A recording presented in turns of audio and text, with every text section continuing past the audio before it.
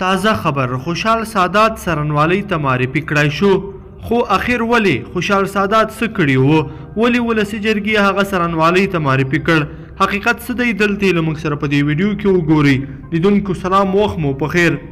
د افغانستان د ولسي جرګې د کورني امنیت کمیسیون د افغانستان یو پیاوړی ځوان جنرال خوشحال سادات څارنوالۍ ته معرفي کړی دی. وکیل صاحبانو د کورنۍ چارو له وزارت نه غوښتي چې د خوشحال سادات وظیفه دې وځنډول شي او هغه دې د خپل سرو کړنو په تور محاکمه شي. جنرال خوشحال سادات چې په افغانستان کې وتلې څیره او په امنیتي ډګر کې وتلی نوم لري، اوس د ملي تصدیو د امنیت ساتنې مشر دی او تر دې وړاندې د کورنۍ چارو وزارت امنیتي معین و.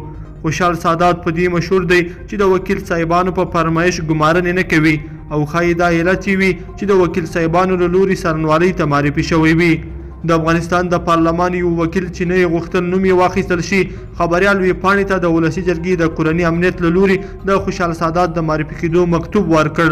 یو بل وکیل خبریال ویبپاڼې ته وویل چې څارنوالۍ ته د خوشحال سادات د معرفي کېدو فرمایش د ډیورن کرښې له هغه غواړې راغلی دی. دا په داسې حال کې ده چې تازه د افغانستان وکیلانو یو پلاوی پاکستان ته سفر کړی دی. خوشحال سادات چې د دې هیواد یو تکړه ځوان جنرال دی، په ولس کې پراخ محبوبیت لري او ښایي وکیلان د خلکو له سخت غبرګون سره مخامخ شي. په وروستیو کې د کابل امنیتي وضعیت په خرابېدو خلکو له حکومت غوښتنه درلوده چې د کابل امنیتي مسؤلیت د خوشحال سادات ته وسپارل شي، ځکه خوشحال سادات د غلو، مفسدو او جنایتکارانو مخه نیولی شي.